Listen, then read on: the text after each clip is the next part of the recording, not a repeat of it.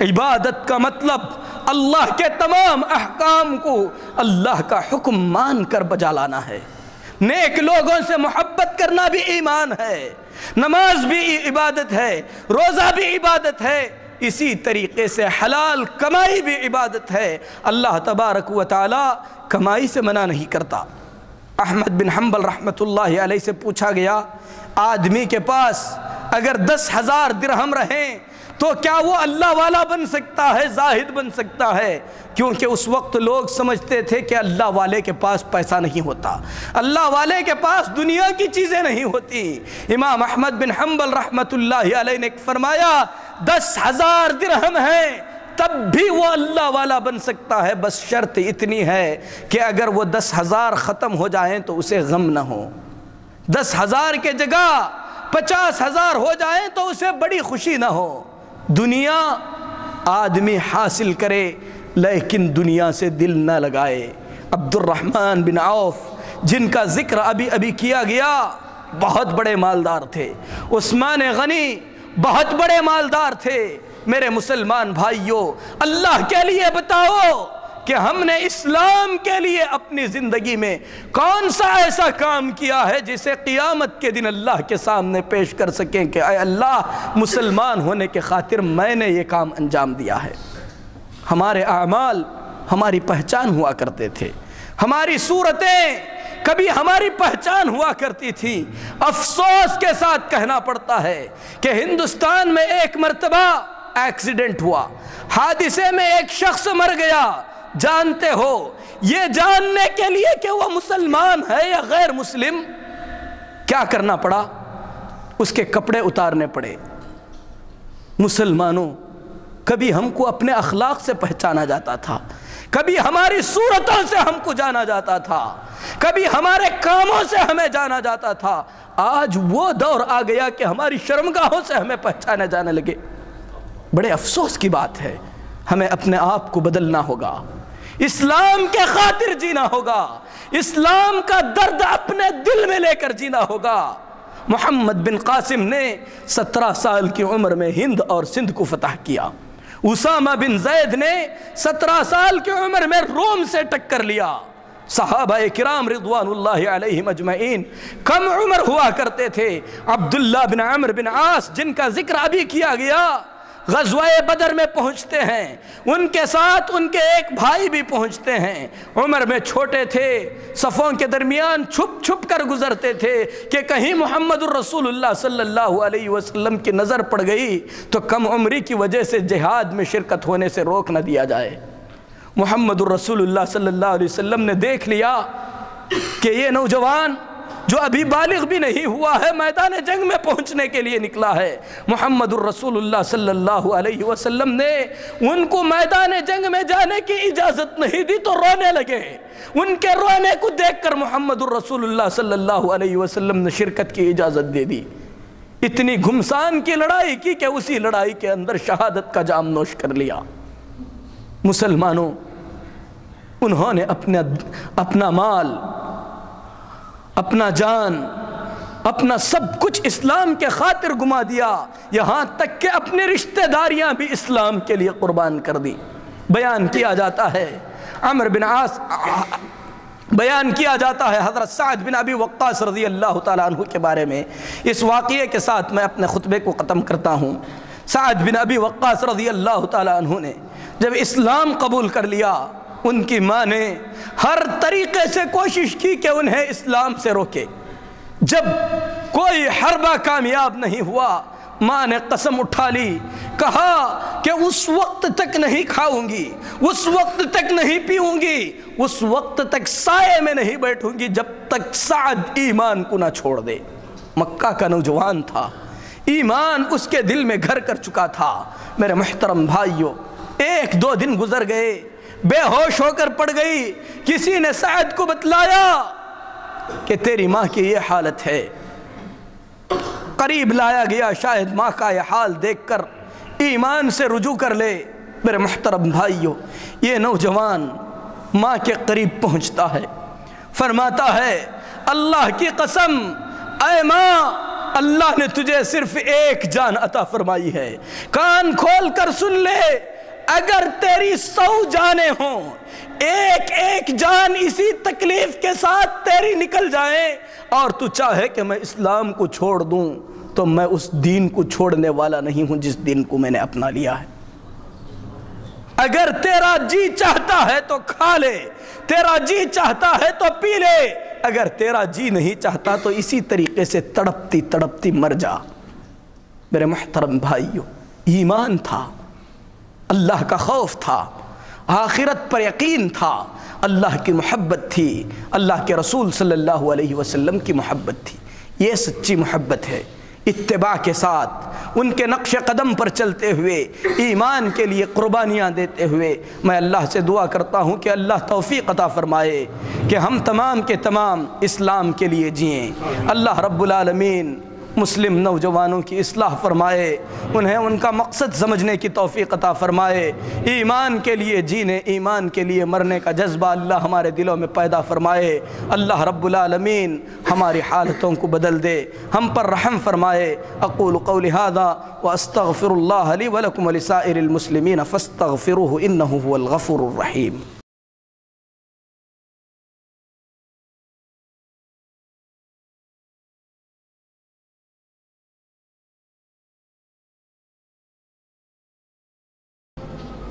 إن الحمد لله نحمده ونستعينه ونستغفره ونؤمن به ونتوكل عليه ونعوذ بالله من شرور أنفسنا ومن سيئات أعمالنا من يهده الله فلا مضل له ومن يضلل فلا هادي له وأشهد أن لا إله إلا الله وحده لا شريك له وأشهد أن محمدًا عبده ورسوله أرسله بالحق بشيرًا ونذيرًا أما بعد فإن أحسن الحديث كتاب الله وخير الهدي هدي محمد صلى الله عليه وسلم وشر الأمور محدثاتها وكل محدثة بدعة وكل بدعة ضلالة وكل ضلالة في النار۔ يا أيها الذين آمنوا اتقوا الله حق تقاته ولا تموتن إلا وأنتم مسلمون۔ يا أيها الناس اتقوا ربكم الذي خلقكم من نفس واحدة وخلق منها زوجها وبث منهما رجالا كثيرا ونساء واتقوا الله الذي تساءلون به والأرحام إن الله كان عليكم رقيبا۔ يا أيها الذين آمنوا اتقوا الله حق تقاته ولا تموتن إلا وأنتم مسلمون۔ محترم اسلامی بھائیو، اللہ تبارک و تعالیٰ کا احسان اور اس کا شکر ہے کہ اس نے ہم تمام کو دین اسلام کی ہدایت فرمائی۔ اللہ سے دعا ہے کہ اللہ تبارک و تعالی ایمان پر زندہ رکھے، ایمان پر وفات عطا فرمائے۔ گزشتہ خطبوں میں بات ہو رہی تھی ان خوش قسمت لوگوں کی جنہیں قیامت کے دن اللہ تبارک و تعالی کے عرش کا سایہ نصیب ہوگا۔ ایسے دن میں جس دن اللہ کے عرش کے سائے کے علاوہ کوئی سایہ نہیں ہوگا اور سب بڑے پریشانی کے عالم میں ہوں گے۔ اے اللہ، تو اپنی مہربانی سے ہمیں اس عظیم سائے سے محروم نہ فرما۔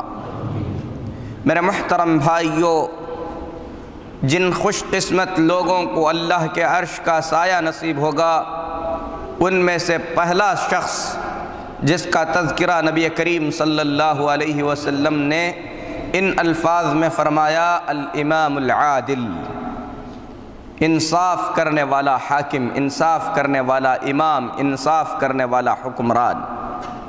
اور اہل علم نے اس حدیث کے معانی بیان کرتے ہوئے فرمایا، اگرچہ کہ نبی کریم صلی اللہ علیہ وسلم نے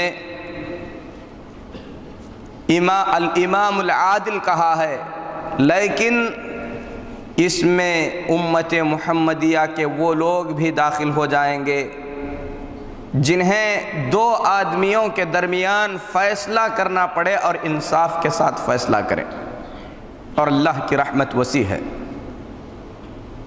دوسرا وہ خوش قسمت جسے اللہ کے عرش کا سایہ نصیب ہوگا، رسول اللہ صلی اللہ علیہ وسلم نے فرمایا وَشَابٌ نَشَأَ فِي عِبَادَةِ رَبِّهِ، ایسا نوجوان جس نے اپنی جوانی اللہ تبارک و تعالیٰ کی اطاعت میں گزاری ہے۔ نوجوانوں، اس عظیم موقع کو اپنے ہاتھ سے جانے نہ دو، اپنی جوانی کو اللہ تبارک و تعالیٰ کی اطاعت، اللہ کی عبادت، دین اسلام کی خدمت، مسلمانوں کی خدمت میں گزارو۔ اللہ تبارک و تعالیٰ اس دن سایہ عطا فرمائے گا جس دن اللہ کے عرش کے سوا کسی اور کا سایہ نہ ہوگا۔ تیسرے شخص کا ذکر کرتے ہوئے رسول اللہ صلی اللہ علیہ وسلم نے فرمایا وَرَجُلٌ قَلْبُهُ مُعَلَّقٌ بِالْمَسَاجِدِ، ایسا آدمی، ایسا شخص، چاہے وہ جوان ہو یا بوڑھا، ایسا شخص جس کا دل مسجد سے لگا ہوا ہو۔ میرے محترم بھائیو، مسجد اللہ کا گھر ہے۔ احب البقاء الی اللہ مساجدها، اللہ کے نزدیک روئے زمین کے سب سے پیارے ٹکڑے، پوری زمین پر اللہ کو سب سے پسندیدہ جگہ اللہ کی مسجدیں ہیں، اور سب سے ناپسندیدہ جگہ بازار ہیں۔ قرآن کریم میں اللہ تبارک و تعالی نے مومن کے دل کی مثال بیان فرمائی، فرمایا اللہ نور السماوات والارض مثل نورہ کمشکاۃ فی مصباح۔ مفسرین کہتے ہیں کہ اللہ تبارک و تعالی نے اس آیت کریمہ میں اس نور کی مثال بیان فرمائی ہے جو نور لوگوں کو ظلمت سے نکالنے کے لیے اللہ تبارک و تعالی نے دنیا میں بھیجا۔ نور ہدایت، اسلام کا نور، اللہ کا عطا کیا ہوا نور، جس سے بندہ ضلالت اور گمراہی کے اندھیروں میں راہ ہدایت تلاش کر سکتا ہے۔ اس نور کی مثال دیتے ہوئے بیان فرمایا اللہ تبارک و تعالی نے جو مومن کے دل میں ہے، کمشکات فیہا مصباح، المصباح فی زجاجہ، الزجاجۃ کأنہا کوکب دری، کہ یہ نور جو مومن کے دل میں ہے اس روشن چراغ کے مانند ہے، اس روشن قندیل کے مانند ہے جسے مبارک زیتون کے تیل سے روشن کیا گیا ہے، اور اپنی روشنی کی وجہ سے ایک چمکتا ہوا ستارہ محسوس ہوتا ہے۔ اس مثال کو بیان کرنے کے بعد آگے کی آیت میں اللہ رب العالمین نے فرمایا فی بیوت اذن اللہ ان ترفع ویذکر فیہا اسمہ، ان گھروں میں جو اللہ کے لیے بنائے گئے ہیں تاکہ اس میں اللہ کا ذکر کیا جائے، اللہ رب العالمین کی بڑائی بیان کی جائے۔ یسبح لہ فیہا بالغدو والآصال، صبح شام اللہ کے یہ بندے اس میں اللہ کی تسبیح بیان کرتے ہیں۔ اس آیت کریمہ کو بیان کرنے کے بعد امام المفسرین امام ابن کثیر رحمت اللہ علیہ فرماتے ہیں لما ضرب اللہ مثل قلب المؤمن وما فیہ من الہدى والعلم بالمصباح فی الزجاجہ، جب اللہ تبارک و تعالی نے مومن کے دل میں رکھے ہوئے ایمان اور اس کے علم کی مثال ایک روشن چراغ سے دی، اور وہ چراغ جو کہ بہت ہی زیادہ صاف و شفاف اور جلایا ہوا روشن چراغ ہے، ایسے مبارک تیل سے روشن کیا گیا ہے جسے آگ نہ بھی لگے تو وہ روشن ہو جائے گا۔ تو اس کے بعد امام ابن کثیر رحمۃ اللہ علیہ فرماتے ہیں کہ اس مبارک چراغ کی بہترین جگہ اللہ کی پسندیدہ جگہ سے زیادہ بہتر کیا ہو سکتی تھی؟ اسی لیے اللہ تبارک و تعالیٰ نے اس مبارک چراغ کے مسجد میں ہونے کا ذکر فرمایا کہ یہ مبارک چراغ مومن کا دل جس میں ایمان ہے، علم ہے، ہدایت ہے، اس کا اصل مقام اللہ کی سب سے پسندیدہ جگہ یعنی مسجد ہونا چاہیے۔ ذکر محلھا وہی المساجد، اللہ نے مومن کے دلوں کی اصل جگہ بیان فرمائی کہ وہ اللہ کی مسجدیں ہیں جس میں مؤمنین اللہ تبارک و تعالیٰ کی کثرت سے حمد بیان کرتے ہیں۔ میرے محترم بھائیو، آج ہم اپنے دل سے ٹٹول کر پوچھیں، سوال کریں تھوڑی دیر کے لیے سنجیدگی سے کہ ہمارے دل اللہ کے گھر سے کس قدر جڑے ہوئے ہیں، ہمیں مسجدوں سے کتنی محبت ہے، مسجد میں ہم کب داخل ہوتے ہیں، مسجد سے ہم کب نکلتے ہیں، جب ہم مسجد سے نکلتے ہیں تو کیا ہمارا دل بار بار مسجد کی طرف متوجہ ہوتا ہے؟ کیا ہمارے دل میں مسجد سے نکلنے کے بعد دوبارہ مسجد میں داخل ہونے کا انتظار رہتا ہے؟ نماز پڑھ کر جب ہم مسجد سے باہر نکلتے ہیں تو کیا ہم بے تابی کے ساتھ اذان کا انتظار کرتے ہیں؟ اگر ایسا ہے تو مبارک ہو، آپ کا دل مسجد سے لگا ہوا ہے، اور جس کا دل مسجد سے لگا ہوا ہے محمد الرسول اللہ صلی اللہ علیہ وسلم نے بشارت دی ہے کہ اللہ تبارک و تعالیٰ اسے قیامت کے دن اپنے عرش کے سائے میں جگہ عطا فرمائے گا۔ یہ مسجدیں جسے اللہ تبارک و تعالیٰ نے اپنا گھر کہا ہے، جس کی عمارت اللہ کے انبیاء علیہم الصلاۃ والتسلیم نے بنائی ہے۔ ابراہیم نے جب اللہ کے گھر کو بنایا، اللہ تبارک و تعالیٰ نے ابراہیم اور اسماعیل سے کہا، کیا کہا؟ طہرا بیتی للطائفین والعاکفین والرکع السجود۔ اے ابراہیم و اسماعیل، جلیل القدر پیغمبر ہیں، ابو الانبیاء ہیں، اللہ ابو الانبیاء اپنے خلیل سے کہتا ہے اور ان کے فرزند اسماعیل سے کہتا ہے کہ میرے گھر کو پاک کرو۔ یہ انبیاء کا وظیفہ ہے، اللہ کے گھر کو پاک و صاف کرنے میں اللہ کے انبیاء، امتی، بادشاہ، فقیر، مالدار، غنی، باپ، بیٹا سب ایک جیسے ہیں، کیونکہ یہ گھر سب کے رب کا ہے اور سب اللہ کے بندے ہیں۔ اسی لیے میرے محترم بھائیوں، محمد الرسول اللہ صلی اللہ علیہ وسلم نے مسجد نبوی میں دیکھا کہ کسی نے تھوک دیا ہے، تھوک کا نشان آپ نے دیکھا تو آپ نے اپنے دست مبارک سے، آپ نے اپنے ہاتھوں سے اس جگہ کو پاک کیا، وہاں پر خوشبو لگائی اور فرمایا کہ مسجدوں میں ایسا کام مومن کی شان کے لائق نہیں ہے۔ نبی کریم صلی اللہ علیہ وسلم نے صحابہ کرام رضوان اللہ علیہم اجمعین کے ساتھ مل کر اپنے کندھوں پر پتھر اٹھا کر مسجد حرام اور مسجد نبوی کی تعمیر فرمائی۔ نبوت سے پہلے مسجد حرام کی تعمیر فرمائی، قریش کے ساتھ آپ صلی اللہ علیہ وسلم نے شرکت کی۔ جب مسجد نبوی کی تعمیر کا وقت آیا تو محمد الرسول اللہ صلی اللہ علیہ وسلم نے صحابہ کے ساتھ مل کر پتھر اٹھائے۔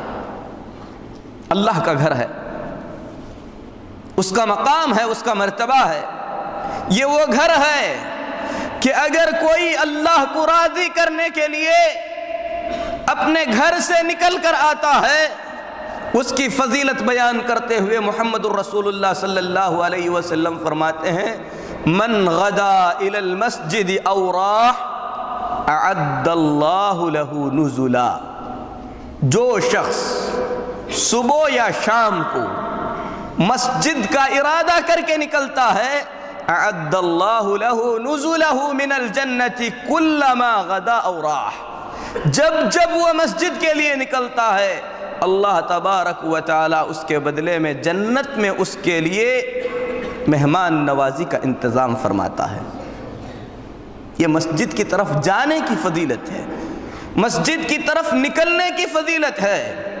اور محمد الرسول اللہ صلی اللہ علیہ وسلم نے خصوصاً اندھیرے میں مسجد کی طرف نکلنے کی فضیلت بیان کرتے ہوئے فرمایا بشر المشائین فی الظلم بالنور التام یوم القیامہ، جو لوگ اندھیرے میں چل کر مسجد کی طرف آتے ہیں انہیں قیامت کے دن مکمل نور کی بشارت دے دو۔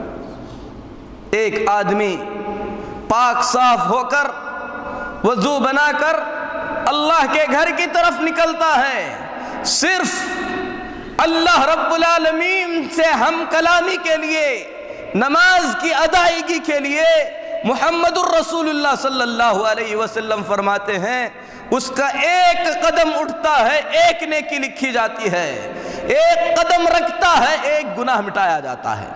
یہ مسجد کی طرف جانے کی فضیلت ہے۔ جو مسجد سے جتنی محبت کرے گا وہ اللہ تبارک و تعالیٰ سے اتنا ہی قریب ہوتا جائے گا۔ اسی لیے محمد الرسول اللہ صلی اللہ علیہ وسلم نے اس عظیم کام کے آداب بھی بتلائے۔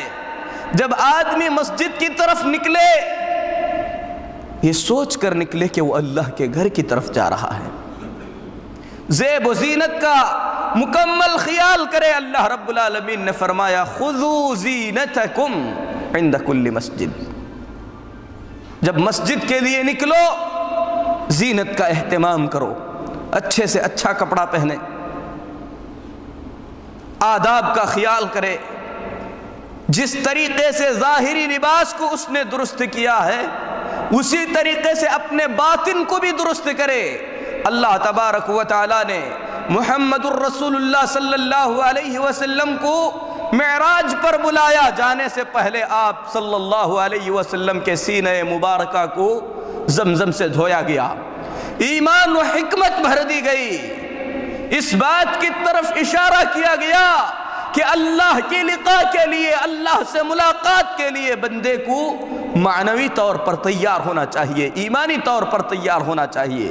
اسی لیے محمد الرسول اللہ صلی اللہ علیہ وسلم نے اس شخص کو جو مسجد کی طرف نکلتا ہے دعا سکھلائی، فرمایا کہ جب مسجد کی طرف نکلے، اور یہ آپ کی سنت تھی، فرمایا کرتے تھے اللہم اجعل فی قلبی نورا، اے اللہ تو میرے دل میں نور پیدا کر دے، نور بھر دے، وفی سمعی نورا وفی بصری نورا، اے اللہ میرے کانوں میں، میری آنکھوں میں نور بنا دے، وعن یمینی نورا وعن شمالی نورا، اے اللہ میرے دائیں اور بائیں بھی نور پیدا کر دے، اور میرے آگے پیچھے بھی نور پیدا کر دے، میرے اوپر بھی نور پیدا کر دے، وَأَعْظِمْ لِي نُورًا، اے اللہ مجھے عظیم نور عطا فرما۔ تیاری ہے مسجد کی طرف نکلنے کی، اور یہ حدیث بخاری اور مسلم میں ہے۔ جب مسجد کے دروازے کی طرف آئے آداب بتلائے محمد الرسول اللہ صلی اللہ علیہ وسلم نے کہ اپنا دہنا قدم مسجد میں رکھے اور اللہ تبارک و تعالیٰ سے اس کے گھر میں داخل ہونے کی دعا پڑھے، کہے اللہم اغفر لی ذنوبی، اے اللہ میرے گناہوں کی مغفرت فرما۔ جس کے گھر میں جا رہے ہیں اس کی نافرمانیاں بہت ہو چکی ہیں، آدمی گھر میں داخل ہونے سے پہلے اپنے آپ کو تیار کرے، اے اللہ میرے گناہوں کی مغفرت فرما، وافتح لی ابواب رحمتک، اپنی رحمت کے دروازے اے اللہ میرے لیے کھول دے۔ جس طریقے سے آدمی کسی سے ملاقات پر سلام کرتا ہے، اللہ تبارک و تعالیٰ کے گھر میں داخل ہونے کی وجہ سے شکریہ کے طور پر یا مسجد کے تحیہ اور سلام کے طور پر محمد الرسول اللہ صلی اللہ علیہ وسلم نے تعلیم دی کہ 2 رکعت نماز پڑھے، اسے تحیۃ المسجد کہتے ہیں۔ یہ مسجد کے آداب ہیں جو محمد الرسول اللہ صلی اللہ علیہ وسلم نے بتلائے۔ مسجد قباء جس کی بنیاد تقوی اور پرہیزگاری پر رکھی گئی تھی، اس مسجد پر اس مسجد میں نماز پڑھنے والے، اس مسجد کی دیکھ بھال کرنے والے، اس مسجد کے مصلیوں کی تعریف کرتے ہوئے اللہ نے فرمایا فیہ رجال یحبون ان یتطہروا، اس میں ایسے مرد ہیں، ایسے لوگ ہیں جو پاکی کو پسند کرتے ہیں۔ اشارہ ہے اس بات کی طرف کہ مسجد سے محبت کرنے والا، مسجد سے دل لگانے والا پاکی اور صفائی کو پسند کرتا ہے۔ اور پاکی اور صفائی صرف جسمانی پاکی اور صفائی نہیں، عقیدے کی پاکی صفائی، اخلاق کی پاکی صفائی، اسی طریقے سے جسم کی پاکی صفائی بھی ہے۔ اسی لیے امام ابن القیم رحمۃ اللہ علیہ فرماتے ہیں کہ سب سے زیادہ پاک چیز اللہ کی توحید ہے، جو سب سے باریک، سب سے صاف و شفاف، سب سے زیادہ پاک ہے۔ ادنا سا شبہ، اللہ کی معمولی سی نافرمانی اس پاک توحید کو داغدار بنا دیتی ہے، بالکل ایک سفید کپڑے کے مانند جس پر چھوٹا سا داغ بھی کھل کر نظر آتا ہے۔ مسجد سے محبت کرنے والا اللہ تبارک و تعالیٰ کی توحید کو صحیح طور پر سمجھتا ہے۔ وَأَنَّ الْمَسَاجِدَ لِلَّهِ فَلَا تَدْعُوا مَعَ اللَّهِ أَحَدًا، مسجدیں اللہ کے لیے بنائی گئی ہیں، اسی لیے اللہ کے سوا کسی اور کو نہ پکارو۔ جو اللہ کے گھر میں آئے کسی اور کے گھر پر جانے کی حاجت محسوس ہی نہیں کرتا، کیونکہ اسے اللہ کے گھر میں سب کچھ مل جاتا ہے۔ وہ یقین سے رہتا ہے کہ میری ہر مراد اللہ کے گھر سے پوری ہو کر رہے گی، مجھے اس درگاہ پر، اس مزار پر، وہاں پر، یہاں پر جانے کی ہرگز حاجت نہیں ہے۔ اللہ کے گھر سے محبت کرنے والا اللہ سے سچی محبت کرتا ہے، اللہ کی توحید کو سمجھتا ہے۔ میرے محترم بھائیوں، مسجدوں کا احترام، مسجدوں سے محبت آدمی کی اس وقت بڑھ سکتی ہے جب مساجد میں آنے کی فضیلت کو صحیح طور پر سمجھ لے۔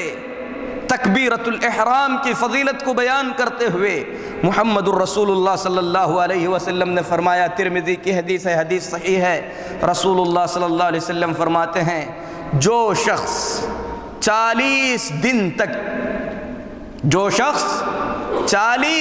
تک تکبیر تحریمہ کے ساتھ، یعنی امام کے ساتھ پہلی جماعت میں تکبیر تحریمہ کے ساتھ 40 دن تک نماز ادا کرے گا، اللہ تبارک و تعالی اس کے سلسلے میں 2 باتیں لکھے گا۔ ایک بات تو یہ لکھی جائے گی کہ اسے جہنم سے آزاد کر دیا گیا ہے،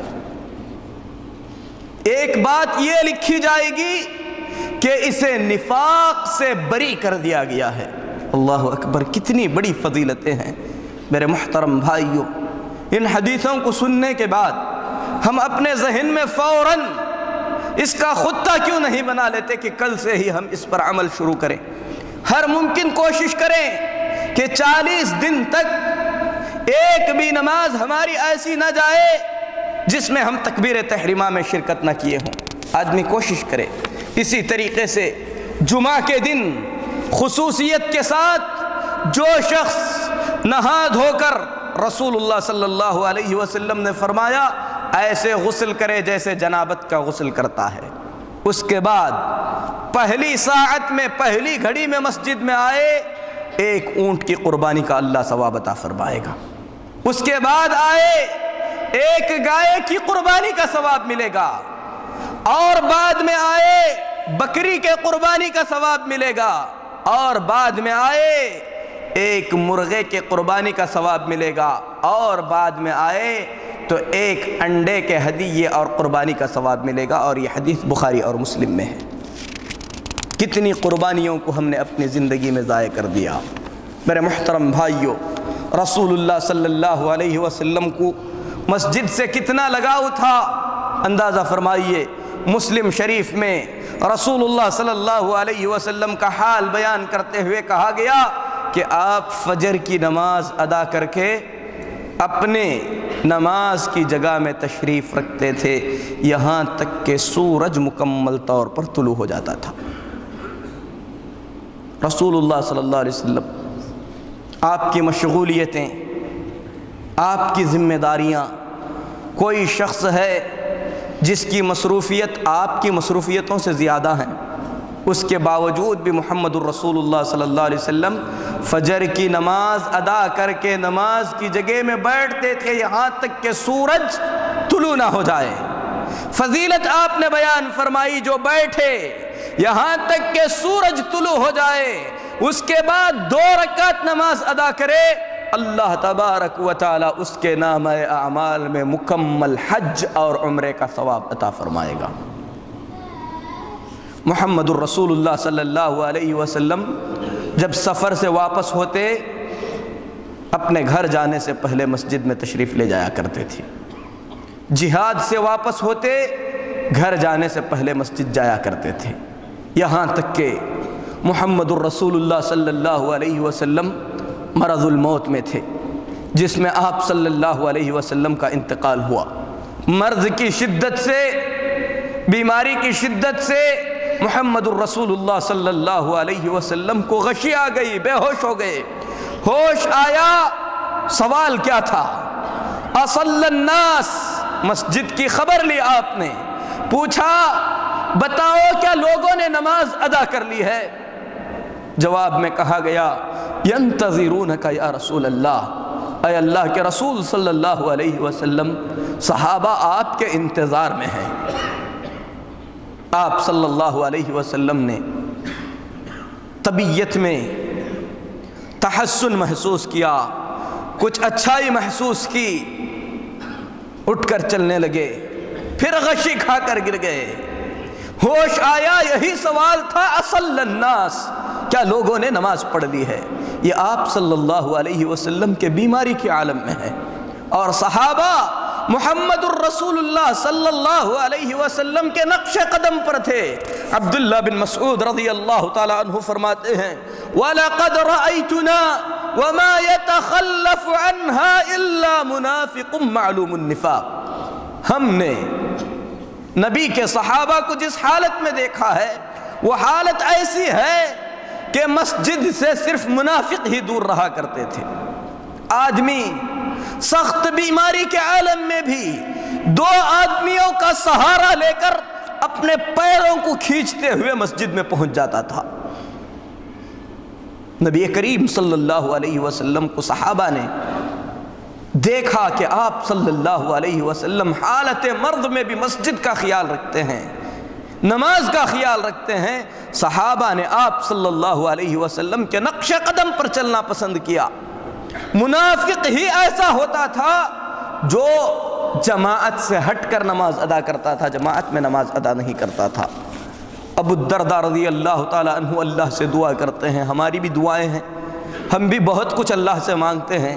کبھی ایسی دعا ہم نے کی ہے جو ابو الدرداء نے کی تھی، کہا اللہم انی اعوذ بک من شتات قلبی، اے اللہ میرے دل کے ٹکڑے ٹکڑے کر کے بکھیر نہ دینا۔ کسی نے کہا کہ ابو الدرداء دل کے ٹکڑے ہونے کا مطلب کیا ہے؟ کہا کہ میں اللہ سے پناہ مانگتا ہوں کہ میری تجارت مختلف جگہوں میں پھیل نہ جائے، کہ میرا دل مختلف جگہوں پر بٹا رہے، بلکہ میں اللہ سے دعا کرتا ہوں کہ اللہ میرا دل اس کے گھر مسجد میں لگا دے۔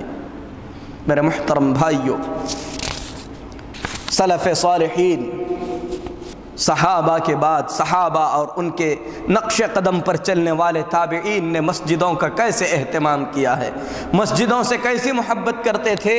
سنیے، ابن جریج رحمت اللہ علیہ بیان فرماتے ہیں، عطا ایک تابعی ہیں، 30 سال تک ان کا اٹھنا بیٹھنا سونا سب کچھ مسجد میں تھا، سب سے بہترین نماز پڑھنے والے تھے۔ زیاد جو حضرت عبداللہ بن